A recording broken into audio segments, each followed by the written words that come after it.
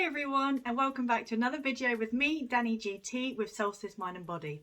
In today's video, this is a topic that I have wanted to talk about for a while and I just haven't mustered up the energy to talk about it. But it is a really important topic, and it is actually the whole reason I started all this channel, and it is a big reason why I changed my life dramatically. So the topic for today is talking about mental health, which is a subject that is really close to my heart. I'm really passionate about, and the reason I'm so passionate about it is because I really experienced it myself 2 years ago from when I'm filming this today.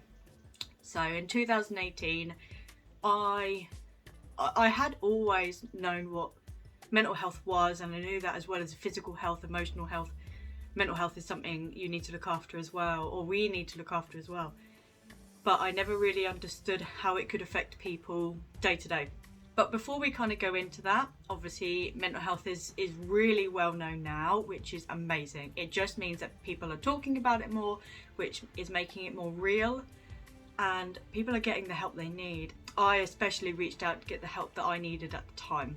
So this has led me into my lifestyle now, and you know, this channel is really devoted to meditation, well-being, living your best life, living mindfully, and fitness as well, because fitness is something I have taught before and I really enjoy it, and it does come under that well-being bracket of looking after yourself. So that's why I decided to do this channel, was based on what I went through 2 years ago. So I'm going to talk you through today my experience with mental health and how I have grown over these past 2 years, but mainly this video is to talk about how I experienced it. So if you struggle with anxiety, depression, stuff like that, and you may feel that this might be a topic that's too much for you, I will not be offended at all if you don't watch this. That is no problem, because we all need to look after ourselves, and sometimes when somebody else talks about it, it can trigger things for us. So this isn't designed to make anybody feel that way. I've decided to do this now to raise awareness for different types of mental health issues, but mainly the one that has affected me most is anxiety.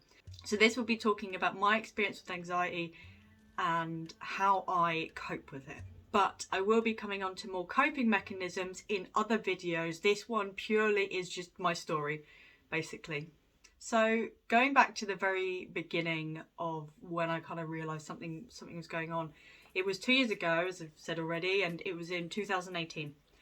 And it kind of started happening around January of that year, where I wasn't quite feeling myself and I really didn't know what was going on. So I kept brushing it to one side. But how it started in the beginning was as I said, I didn't feel like myself, and I felt very nervous all the time, and I couldn't work out why. I had nothing to be nervous about, and I felt anxiety at the time, although I didn't really know what anxiety was as such.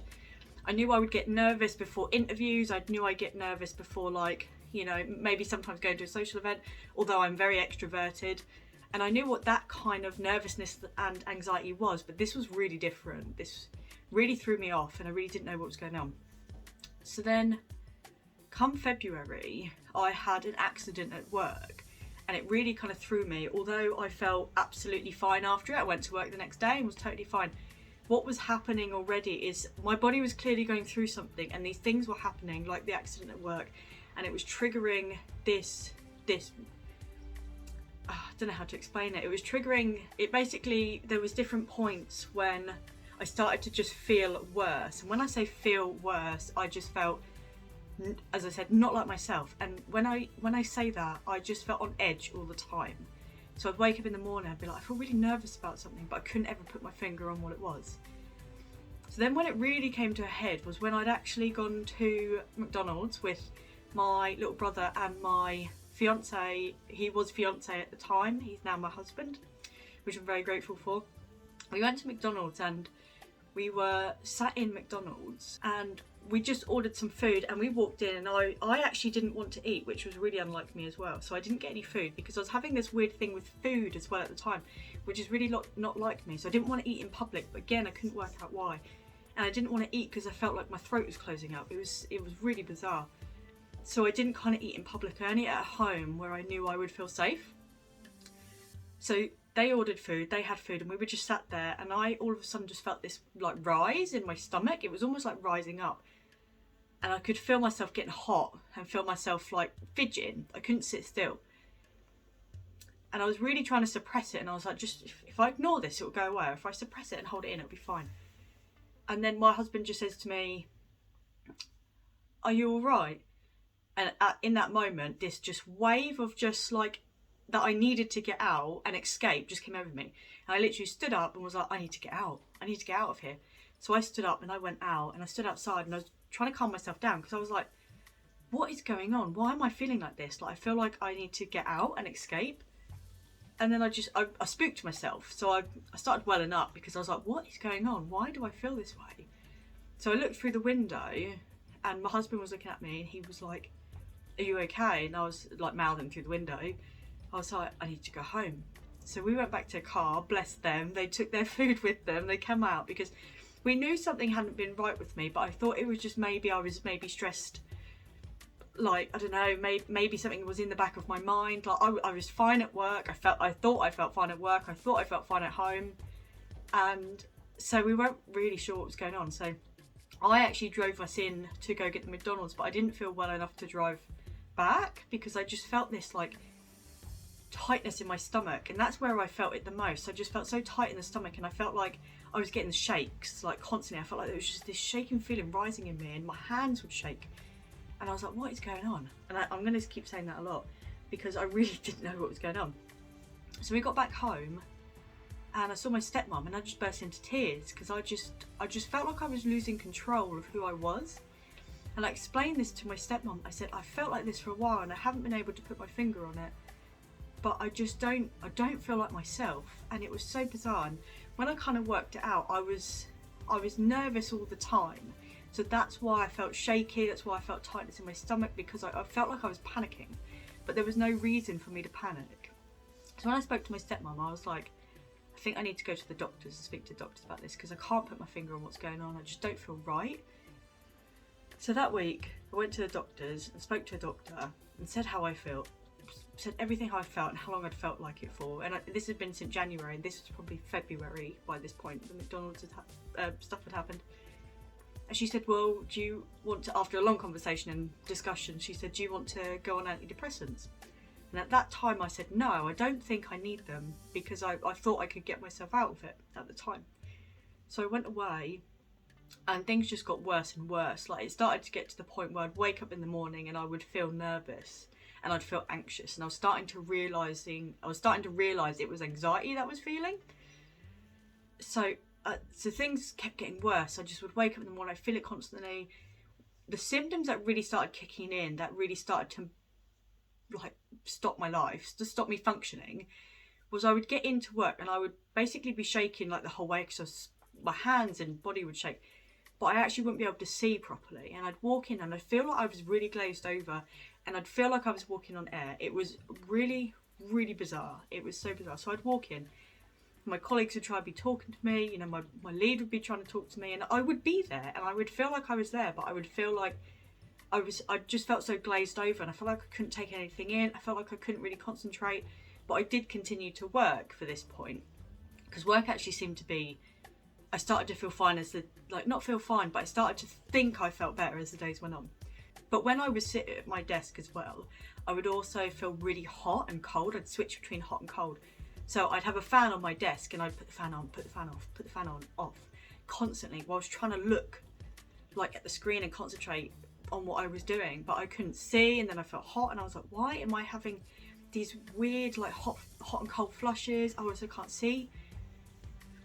And then it just got worse. It just got worse. I couldn't get a handle on it. So I felt like I was just losing who I was, and I felt like I didn't know who I was anymore. It was so bizarre. It was really, really bizarre.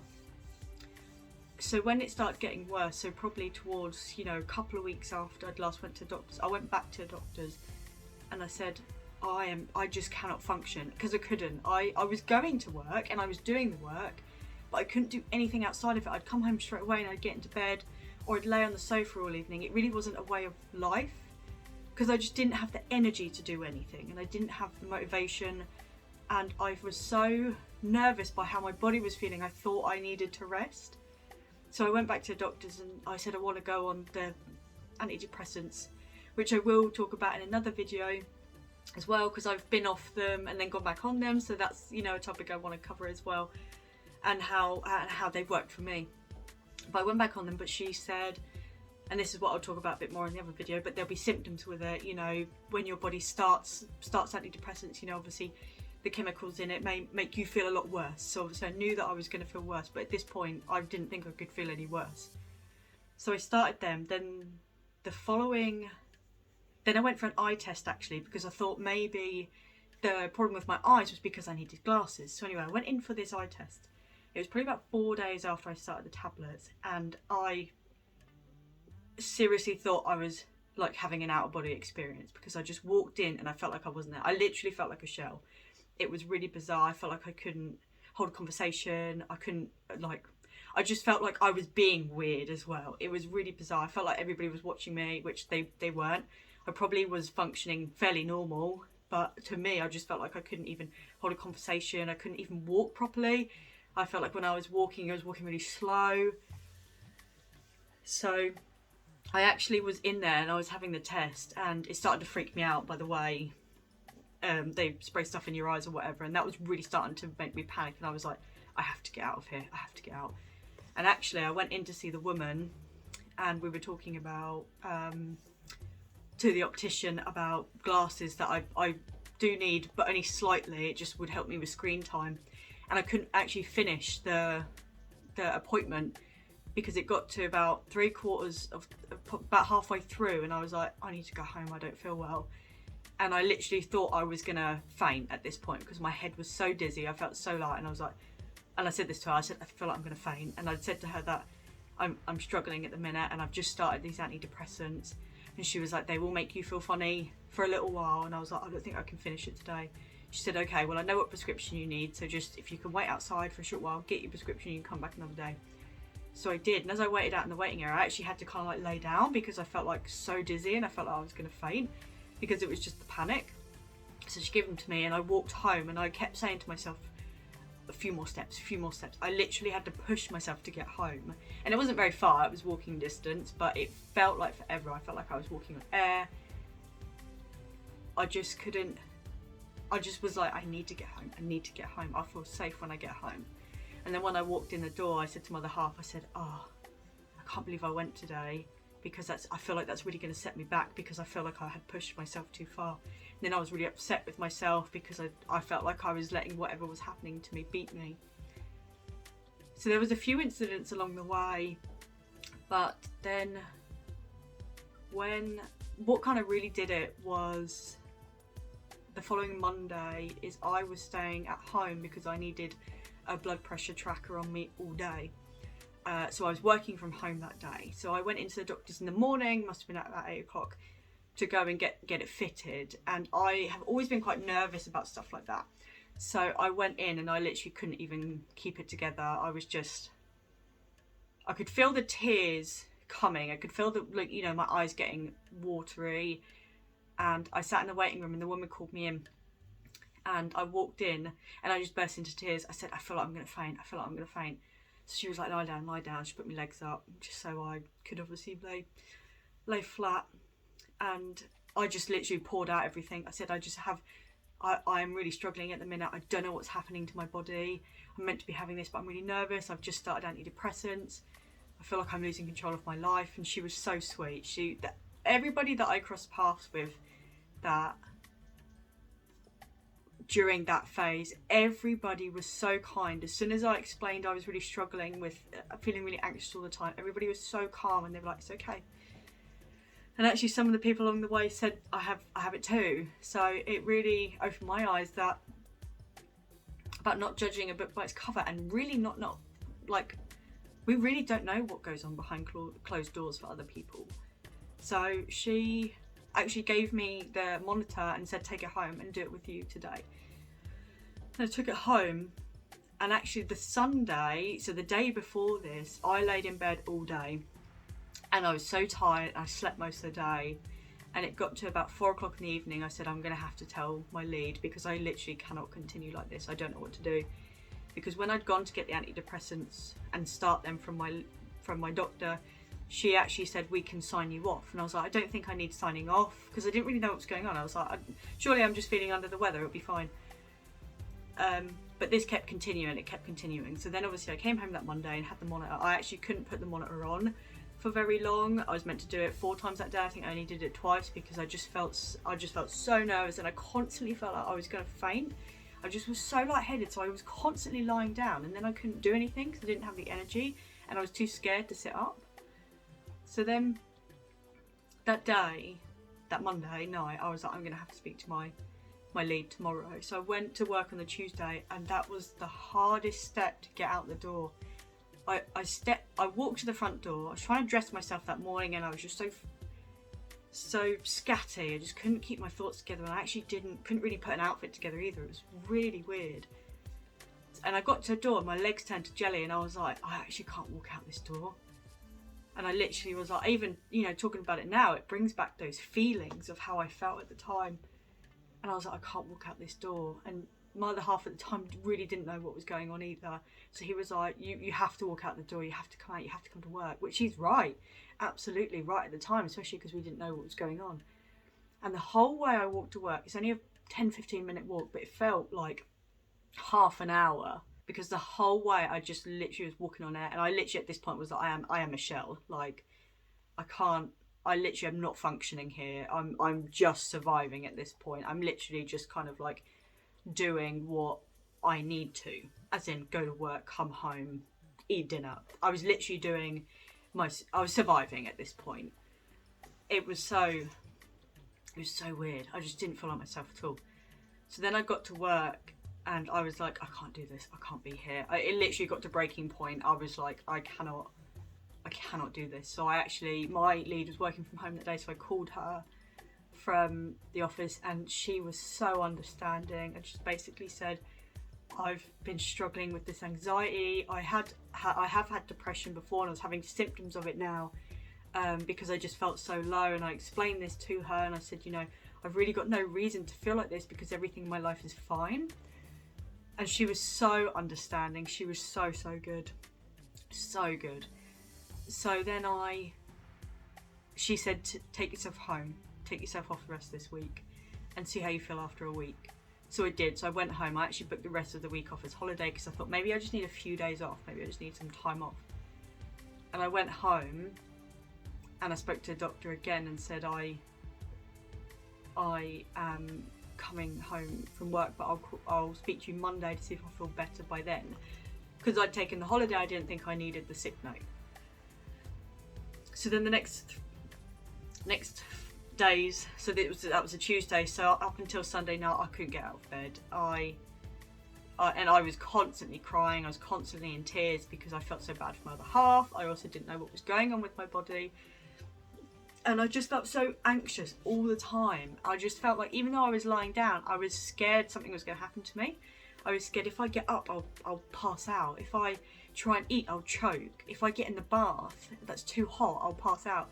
My mind was racing with all these thoughts of like trying to protect myself. Because that is what anxiety is. I've come to understand that now, is it's a defense mechanism. But it was trying to defend me in times when I was laying in bed. So that just continued like that for the week, and it got to the Monday and I was like, I can't work. And I felt awful because I had not long started this job. It was literally my dream job. It's where I've wanted to be for years, and I'd been there 3-4 months, and then this happened. I was like, I'm letting them down. Those thoughts, all those thoughts, which I'm sure, you know, if you have anxiety as well, you have all those thoughts, you know, you have that doubt that just creeps in. So when I went back to the doctors, I was like, I just am not coping, I'm not functioning, I don't know what to do. And that's when I was signed off from work, and that's when I was diagnosed with generalised anxiety disorder. And so I had no idea what that was, and I was like, generalised anxiety disorder. So obviously what did I do? I went and obviously read up online and bought some books on it, although I wasn't ready to read them in the beginning. I did buy some books. And I looked at forums as well. Like, as much as I didn't have the energy to go on social media a lot, but I was really interested to know why I was feeling this way. You know, we try and self-diagnose, but because I'd had that diagnosis, I felt like there was something I could learn and try to understand. And the more I read about it, it literally, every symptom is exactly how I felt. So it gave me that reason why I was feeling this way, and it helped me understand that actually there is a reason why I'm feeling this way. But the next 5 to 6 weeks, which is how long I was signed off for, was the first, 2 to 3, I was still, the antidepressants were still settling in at that point. So I was still feeling loads of symptoms of those, as well as feeling loads of symptoms from this kind of breakdown that I was going through. And that's really what kind of happened, is my body was giving me all these warning signs for so long. Like, all the incidents I talked about in the beginning, the example where I said I had an accident at work, it was my body telling me to slow down. And it was my body telling me that the lifestyle I was living then wasn't good for me. So it was basically putting up all these warning signs and lights and saying stop, stop, stop. And I ignored every single one of them. And that was why it led to the final kind of nail in the coffin, where my body just went, no. And it completely shut down. Hence why I was constantly sleeping a lot. I didn't eat either because I was so scared to choke on food. So my body was trying to protect itself from threats.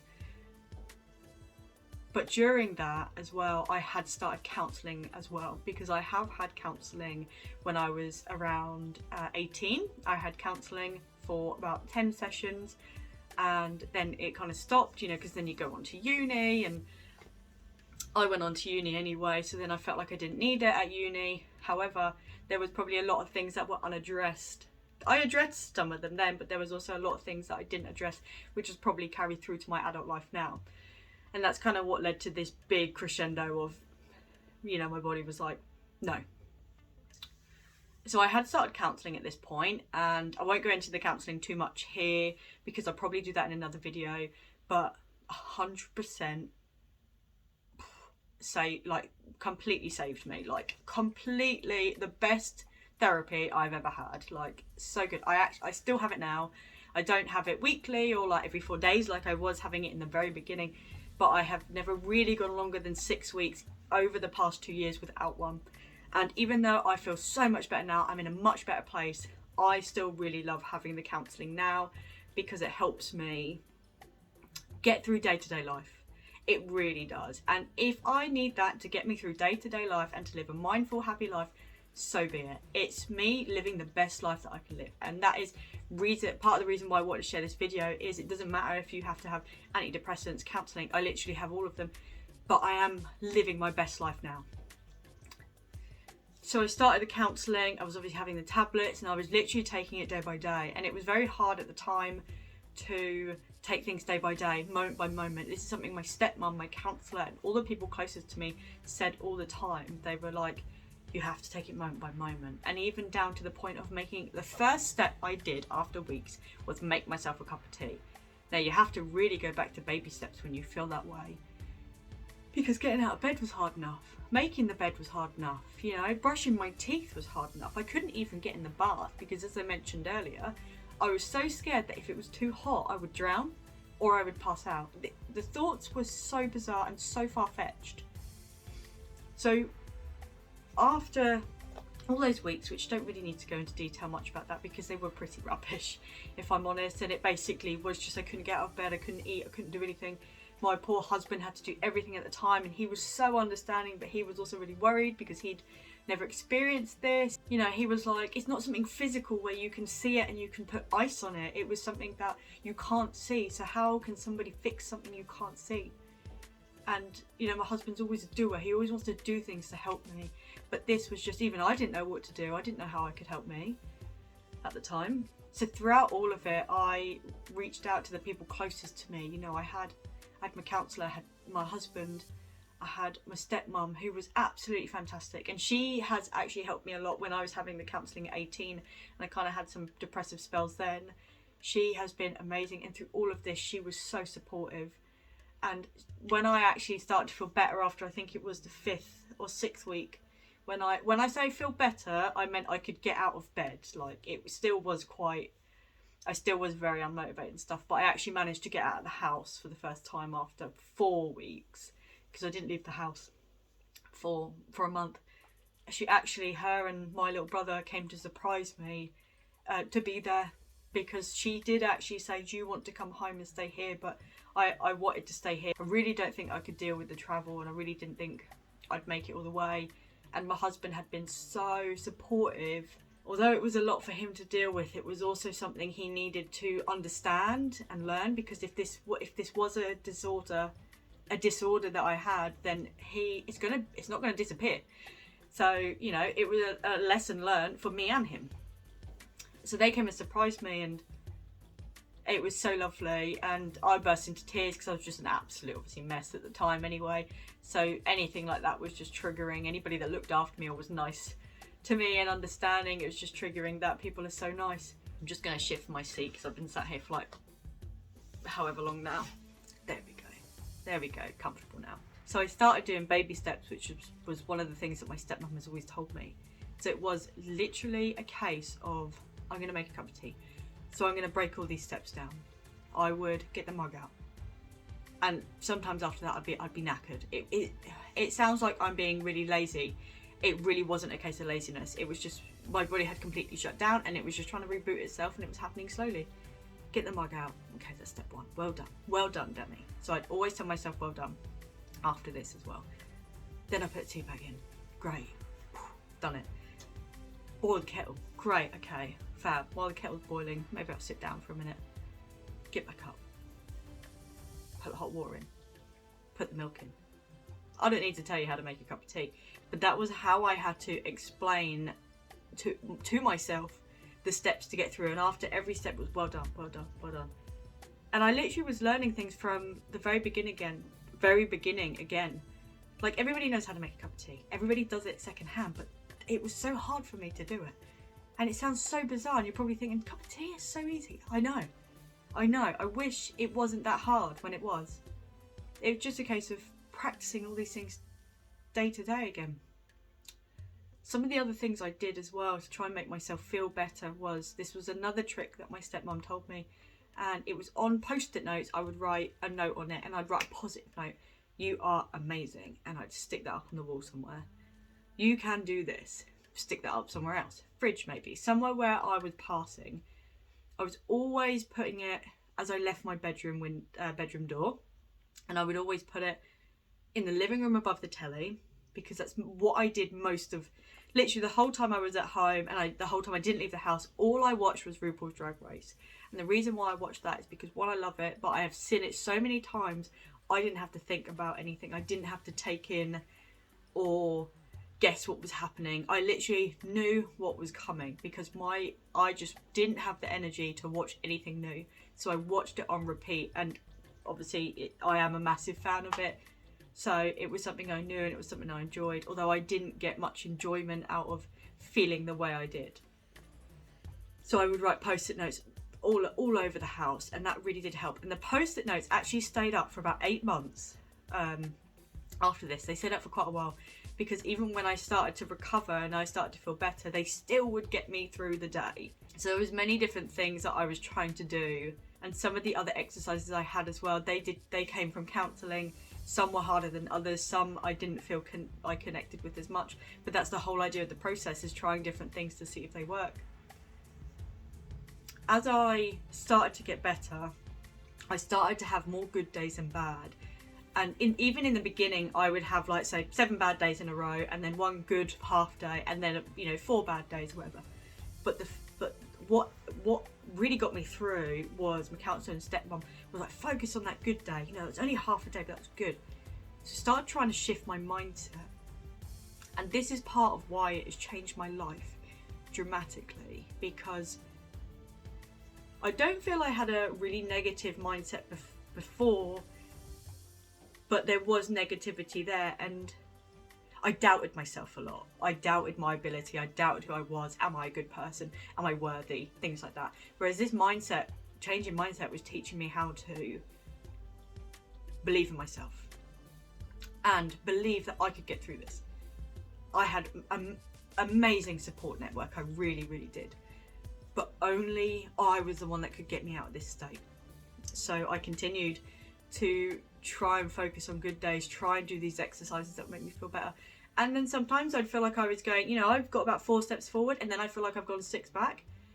But I literally kept trying and kept holding out to, I will feel better. I will feel better. Because there were days when I seriously thought I would feel this way forever. I said to my husband, you know, I feel like this is me. I feel like this is me now. I feel like this is the rest of my life. And it was horrible feeling like that's how I was going to be forever. It really did feel that way.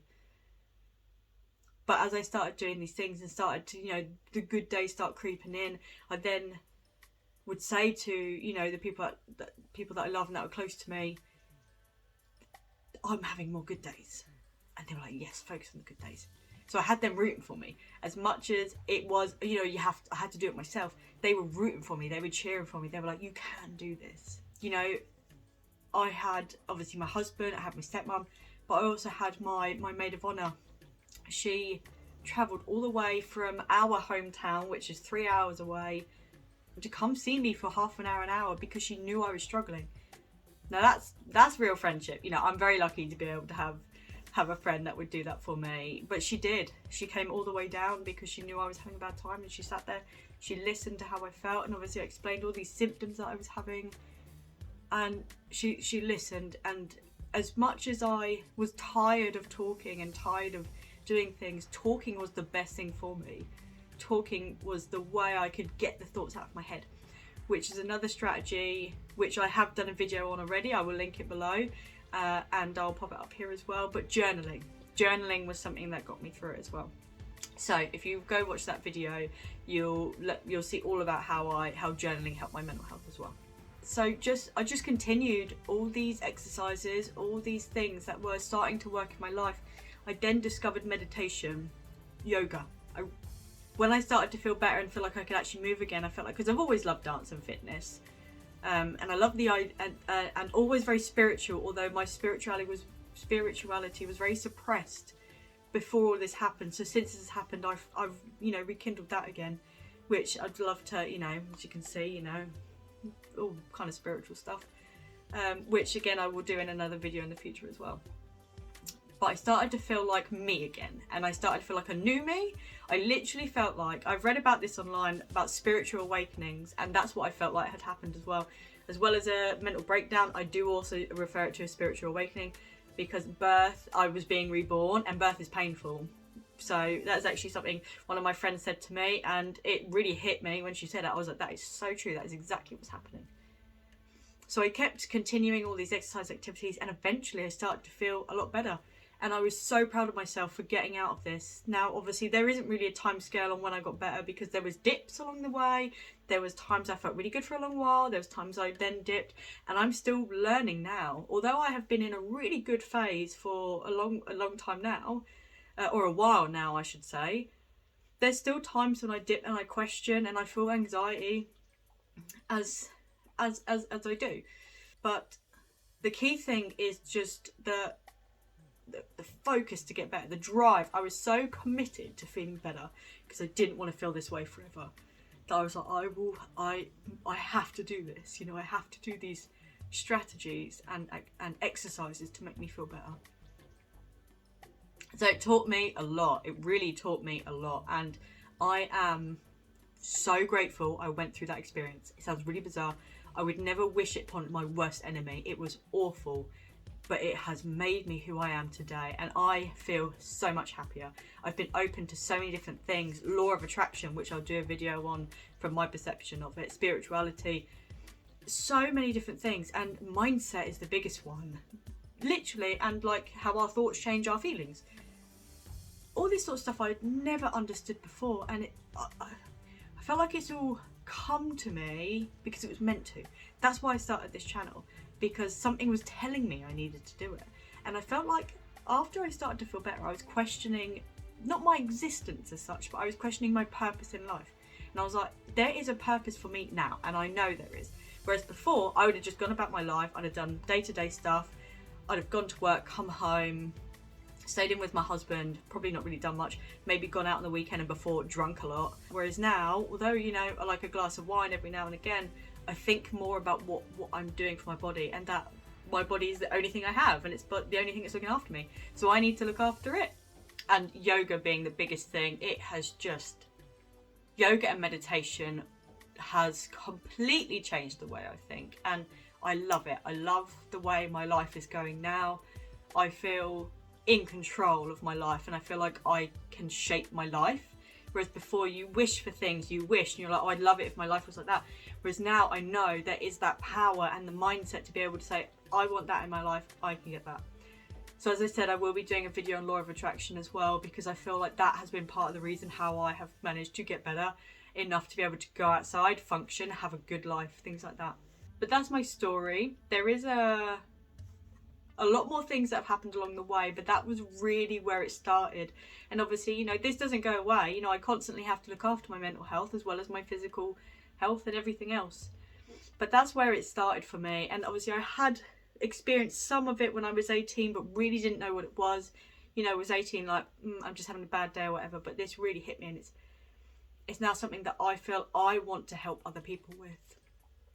I feel like I can, you know, even like listening, like, you know, I'm not a trained counsellor and I'm not there to counsel, but if somebody is looking for somebody to talk to, because the biggest thing is feeling alone. I felt so alone when I was going through it, because I felt like I was the only one in the world going through it. 100% not. You know, there are so many people going through this every day. Some people for years, some people for weeks, days. It really varies, but everybody has their own journey, and that's why I really wanted to share mine, because that really has, since I came out of it, it's really changed the way I am, and I just love the way life is going. And my message from this is that if you put your mind to it, you can absolutely get what you want, what you are looking for in life, and that when you have those bad days, you know, that is okay. It's just, you know, looking out for the signs if it's going to dip anymore, and that's what I do now. You know, I know the warning signs. Sometimes I miss them. I mean, I don't miss them. Sometimes I you know, they come on and it's too late. And at that point, I'm trying to fix something which I'm like, oh, I could have spotted this sooner.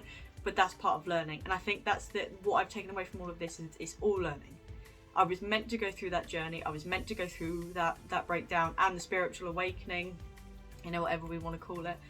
But it has been a blessing in disguise. I know that sounds really bizarre, but so that's my story in terms of how I have experienced mental health and how it has affected my day-to-day life. But I am in a much better place now. So I do want to continue adding more knowledge, experience, vlogs on well-being and how I live mindfully now. And yeah, I'm really glad I got to share this with you. I have been wanting to do this for a long while, but just haven't had the motivation or energy to do it. But I'm really pleased I've been able to talk about it, get it out. You know, I thank you for listening. I thank you for watching this video. I really appreciate it. And I hope, you know, if you're going through something, you know, reach out to somebody. What do you need to help you feel better? You know, it's just looking after ourselves, and whatever you want to do, whatever you need, do it, because it's going to make, if you know it's going to make you feel better, do it within reason, obviously. Hopefully it's something sensible. So thank you so much for watching this video and coming back to Solstice Mind and Body YouTube channel. If you liked this, I would love a like or a comment. You know, a comment I would really appreciate.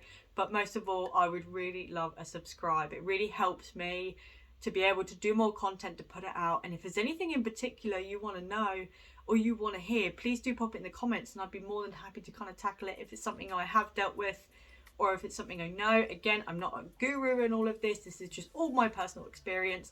But the idea is just to keep talking and keep sharing what's going on with us. So thank you so much again for watching this video. Have a great day, evening, night, wherever you are in the world. Namaste.